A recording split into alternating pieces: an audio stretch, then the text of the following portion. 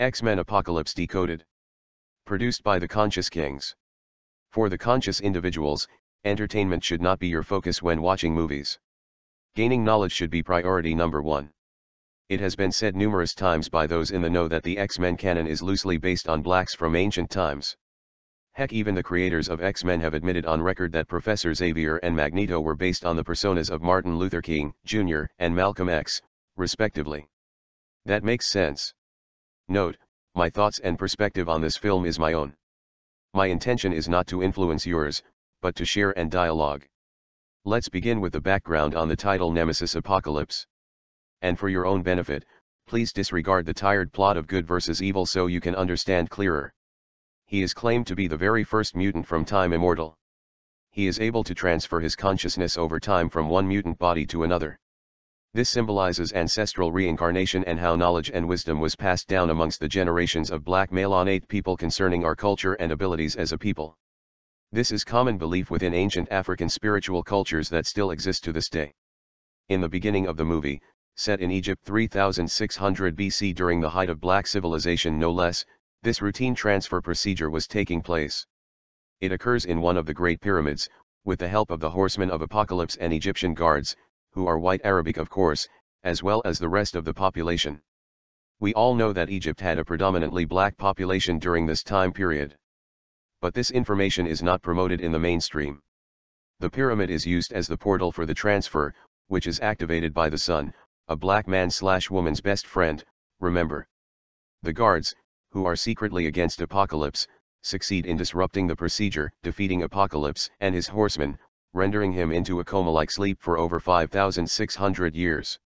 According to many sources on ancient Africa, this time frame translates accurately to the downfall of black civilization. The knowledge of mutant origins was lost. Sound familiar? This symbolizes how our entire culture was lost and signaled the deterioration of our advanced civilization. This was a civilization that respected nature and the earth, where all its inhabitants who were blessed with the gift of melanin were in tune with the planet and each other. In the midst of its fall, a new highly advanced, albeit destructive, civilization arose at its place. The movie is then shifted to the 1980s, during Cold War times. The mutant population, symbolizing black melanated people, is in a fractured state. They are underrepresented and marginalized people, who are unfairly vilified and dehumanized by regular humans, symbolizing the majority of Caucasian, European population. In one scene, the mutants Nightcrawler and the Winged Angel are forced to battle to the death in front of, I assume, an all-non-mutant crowd, which symbolizes blacks participating in meaningless sports to please the masses of fools. Also, we get a good glimpse of the main X-Men characters during this time. Mystique, the transforming blue-colored mutant, has resorted to hiding behind her regular human form to survive, just like many blacks fit into Western civilization through whitewashed appearances to blend in. The mutant king of metal Magneto, with the persona of Malcolm X, remember, has succumbed to a regular human life of metal making, go figure, with a wife and mutant child on the side. He understands the true nature of regular people he serves but only wishes to live a life away from his past transgressions, symbolizing his black radicalism, towards the powers that be in the previous X-Men installments. Professor Xavier, with the MLK persona before MLK became radical himself, and Beast run the Xavier Institute for the Gifted, with young mutant students such as Jean Grey and Cyclops. This symbolizes how blacks, knowingly and unknowingly, indoctrinate themselves into the current system from kindergarten to post-secondary, or college. Professor X knows the capabilities of regular humans and how their fear could ultimately lead to disaster for the mutants, but he believes fitting into their society will benefit the mutants' welfare. During this time back in present-day Egypt, a secret society, symbolizing underground radicalized blacks, has sought to bring about the awakening of Apocalypse, symbolizing black man/woman awakening.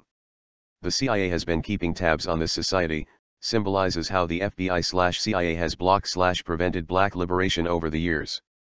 They are successful with their task, and Apocalypse arises from his 5,600 plus years slumber. Apocalypse notices the predicament in the current world landscape. He wakens to making statements such as the weak has taken over the earth and calling those in charge false gods, which symbolizes whites in control in reality. He recruits a young Storm, Angel, Magneto, and the telepathic and telekinetic mutant Psylocke to rebuild his horsemen. He enhances their powers in the process, symbolizing their awakening to their gift of blackness, or melanin. His goal is to bring an end to the current paradigm and bring about another world conducive to willing mutants, symbolizing the end to Western civilization and returning the planet to its original people. Raven returns to Professor Xavier, which is a trick to the unawakened, to warn him of the ensuing cataclysm, but it is too late as Apocalypse kidnaps the professor and has plans to use him as his next host to transfer his consciousness to. He is enamored by the professor's ability to connect with all living beings, regular and mutant, having the potential to control their minds as well. He tells the professor that he does not need a machine to enhance his telepathic powers, symbolizing a time in the past where blacks were so connected within themselves that there was not a need for external materialism or devices because they had the gift of melanin. So of course, the X-Men go and fight Apocalypse and his new set of horsemen to prevent the transfer. Quick note, Apocalypse is able to create a pyramid from scrap metal, gathered by Magneto, with the use of his powers alone. This brings to question how the Great Pyramids were really built, considering that blacks built the pyramids and again, no one has ever replicated them. At first, Apocalypse vanquished the X-Men with ease with the help of his horsemen, but soon thereafter, Storm and Magneto defect from the team, losing their awakening, and Angel and Psylocke are defeated. This leaves only Apocalypse to fight the X-Men and the newly defected Storm and Magneto. Apocalypse is able to hold off the surge until the meek but supremely telepathically gifted Jean Grey is prompted by a near-dead Professor Xavier to unleash her powers, destroying Apocalypse for good. I was disappointed. Symbolically at that moment, Jean Grey represents the one thing that truly prevents the awakening of blacks as a whole all over the globe, black women's unwillingness to break from the current paradigm. If all human life begins and ends with a black woman, then it's safe to say that overall consciousness is dictated by the black woman. To consider that possibility, we must assume that mutants represent blacks as I reiterated before. Imagine the white X-Men characters are the whitewashed representation to hide that fact. They add insult to injury by bamboozling an already unconscious audience to believe that the white woman is our savior when the white representation of Jean Grey comes to the rescue at the movie's end. SMH. The movie is scripted in such a way that it subconsciously programs your mind to be against any entity that threatens the status quo of the Matrix. With a closer look, Apocalypse does not actually cause any actual harm to any civilians unless he feels threatened. And any mutants that were harmed, it was caused in part by their ignorance to protect the status quo, choosing not to embrace or even consider Apocalypse's perspective/point of view. Just like mutants, X-Men, blacks who are not conscious continue to fight against their own freedom and liberation without any realization or thought to what they are doing. We have been told what is good and what is evil since birth, not even considering or even entertaining the idea that maybe what we find as evil could be for our own benefit.